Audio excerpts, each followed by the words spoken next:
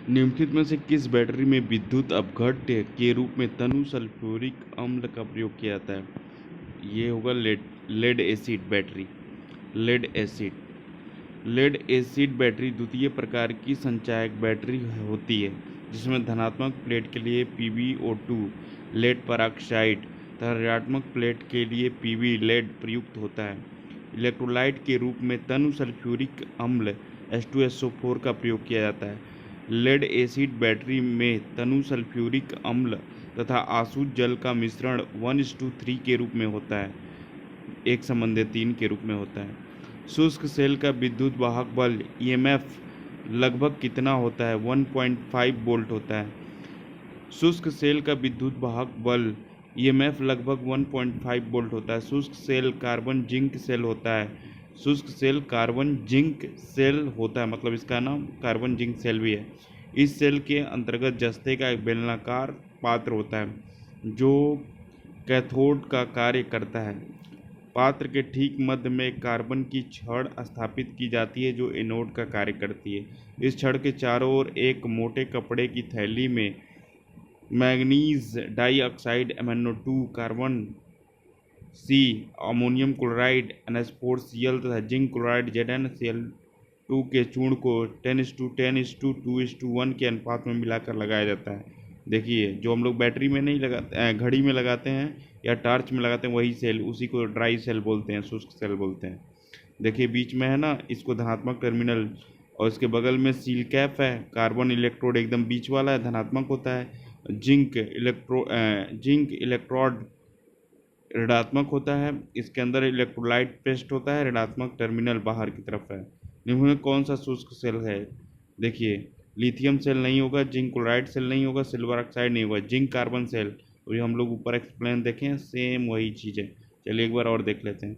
Zinc carbon cell शुष्क cell है। इस सेल के अंतर्गत जस्ते का एक बेलनाकार पात्र होता है जो कैथोड का कार्य करता है। पात्र के ठीक मध्य में कार्बन की छड़ स्थापित की जाती है जो एनोड का कार्य करती है। इस छड़ के चारों ओर एक मोटे कपड़े की थैली में manganese dioxide MnO2 carbon C ammonium chloride NH4Cl तथा जिंक क्लोराइड ZnCl2 के चूर्णों को 10:10:2:1 के अनुपात में मिलाकर भरा जाता है, जिसका विद्युत वाहक बल 1.4 से 1.5 वोल्ट तक होता है। इसका उपयोग टॉर्च, टेलीफोन, विद्युत घड़ी, कैमरा, दीवार घड़ी, टेप रिकॉर्डर आदि उपकरणों में किया जाता है।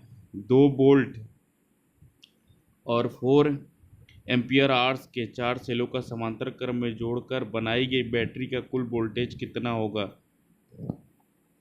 देखिए, समांतर क्रम में वोल्टेज का मान समान रहता है, मतलब जो वोल्टेज रहेगा समांतर में सेम सबका रहेगा। जब श्रेणी क्रम में धारा का मान समान होता है, देखिए दोनों में क्या अंतर है? समांतर क्रम में वोल्टेज समान होगा, श्रेणी क्रम में धारा का मान समान होगा। तो इसलिए इसका आंसर 2 ही वोल्ट होगा, क्योंकि समांतर है। धारा नियंत्रक मोड का प्रयोग किया जाता है बैटरी के सतत चार्जिंग के लिए। धारा नियंत्रण करंट कंट्रोल मोड का प्रयोग बैटरी के सतत स्थित चार्जिंग के लिए किया जाता है। धारा का मान स्थिर रखने के लिए प्रयुक्त वोल्टता को धारा नियंत्रक द्वारा समंजित किया जाता है। इस विधि में आवेशन धारा का मान कम रखना चाहिए। सेल को आवेशित करने में अधिक समय लगेगा, लेकिन सेल की दक्षता में वृद्धि होगी। किसी विद्युत अपघटनीय प्रक्रिया में अवक्षेपित सामग्री के द्रव्यमान यम की गणना करने के लिए प्रयुक्त व्यंजक कौन है? M=ZIT। विद्युत अपघटनीय प्रक्रिया में अवक्षेपी सामग्री के द्रव्यमान यम के लिए प्रयुक्त व्यंजन M proportional ZIT। M=ZIT। Z विद्युत रासायनिक तुल्यांक है, I विद्युत धारा है, एम्पियर होता है यूनिट, समय सेकंड होता है। न्यूमेरिकल अलग से। वाटर ब्रेक परीक्षण को डैश में उपयोग किया जाता है। वेरीफाई क्लीनलाइनेस ऑफ सरफेस, सतह की सफाई की जांच की जाती है। क्लीनलाइनेस ऑफ सरफेस। वाटर ब्रेक परीक्षण सतह की सफाई की जांच में उपयोग किया जाता है। 4 सेलों को, जिसमें से प्रत्येक का EMF E का है, श्रेणी में जोड़ा जाता है। इस योगी का प्रभावी EMF क्या होगा?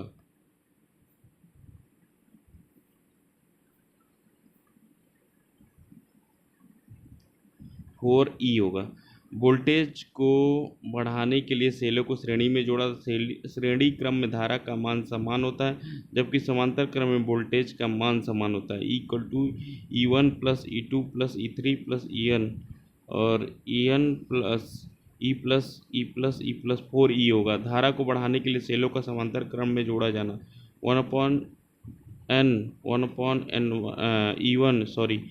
1/E1 equal to 1/E1 plus 1/E2 plus 1/E3 dash dash 1/EN।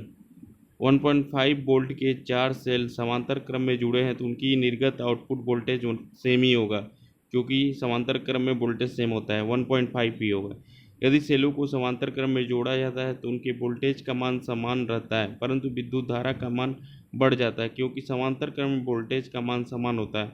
सेलों के आंतरिक प्रतिरोध का तुल्य प्रतिरोध कम हो जाता है। I equal to E upon R plus R/N। I धारा है, E सेलों का विद्युत भागबल है, R लोड प्रतिरोध है, R सेलों का आंतरिक प्रतिरोध है, N सेलों का प्रतिरोध है। देखिए ये जुड़ा हुआ है तो वोल्टेज सेम ही रहेगा।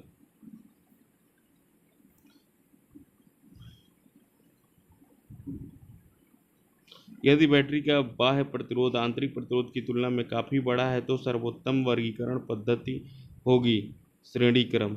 यदि बैटरी का बाह्य प्रतिरोध आंतरिक प्रतिरोध की तुलना में बड़ा है तो सर्वोत्तम वर्गीकरण श्रेणी क्रम होगी, क्योंकि समांतर में जोड़ने पर समतुल्य प्रतिरोध और भी कम हो जाएगा और अधिक धारा का मान प्राप्त होगा। यदि 3 सेलों में से प्रत्येक का विद्युत वाहक बल E है और प्रतिरोध R है और इन्हें प्रतिरोधक R के साथ समांतर क्रम में जोड़ दिया जाता है, अतः संयोजन में से प्रभावित धारा का मान कौन सा होगा?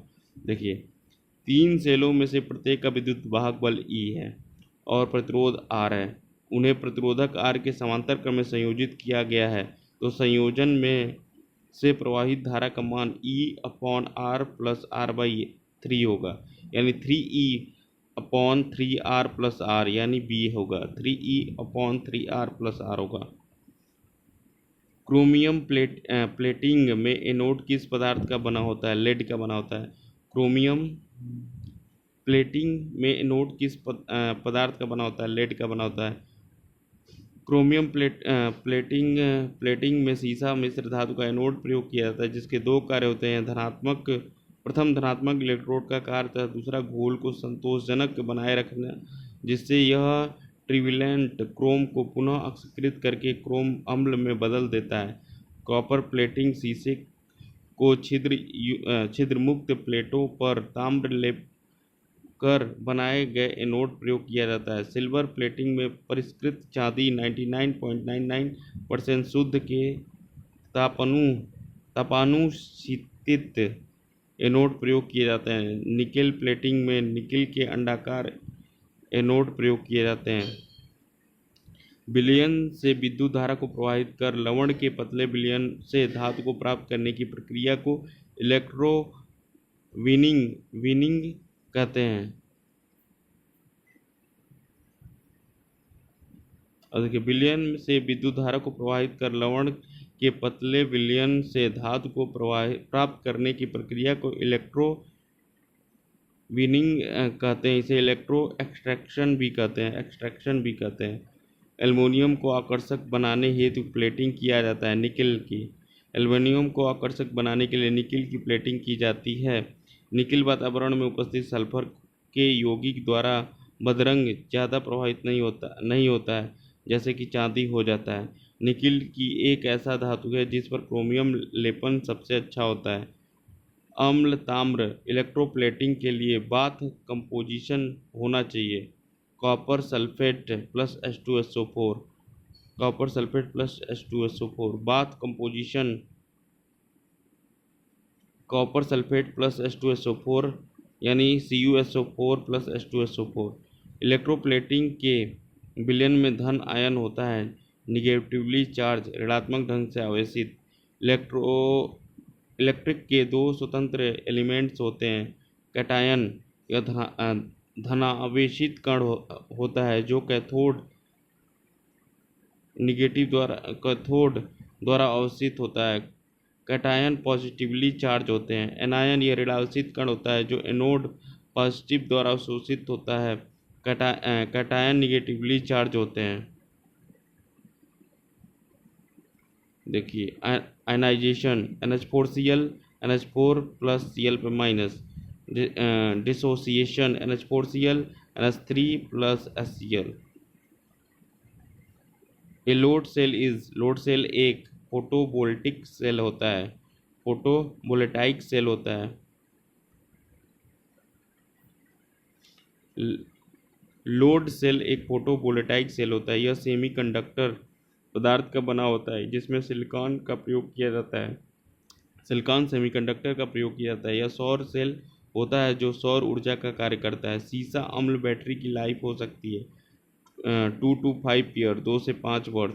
सीसा अम्ल संचायक बैटरी की लाइफ 2 से 5 वर्ष तक होती है, इसको लगभग 1250 बार आवेशित तथा विसर्जित किया जा सकता है। संचायक बैटरी की क्षमता निम्नलिखित में से व्यक्त की जाती है। Number of amperes hours it can deliver, battery कितने एम्पियर घंटा विद्युत दे सकती है। संचायक बैटरी की दक्षता की व्याख्या दो प्रकार से की जाती है, वाट घंटा दक्षता, एम्पियर घंटा दक्षता। सेल में प्रवाहित होने वाली धारा का मान एम्पियर में तथा लिया गया समय घंटों में लिया जाता है। एम्पियर घंटा की दक्षता 85 से 95% तक होती है। वाट घंटा दक्षता 70 से 80% होती है। निम्नलिखित में से कौन सा कथन गलत है। 20 एम्पियर घंटे वाली सीसा संचायक बैटरी सप्लाई कर सकती है 20 घंटे तक 20 एम्पियर का करंट, ये हो ही नहीं सकता है, बाकी सब हो सकता है।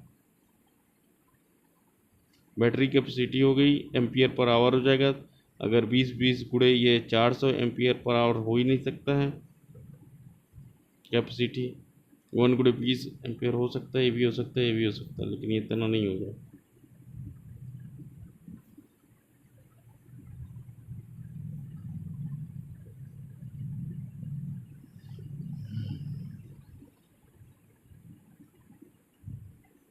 ई वोल्ट ईएमएफ और आर ओम आंतरिक प्रतिरोध वाले यन सेलों को यदि समांतर में जोड़ा जाए तब करंट की सामर्थ्य होगी आर लोड पर वाह्य करंट।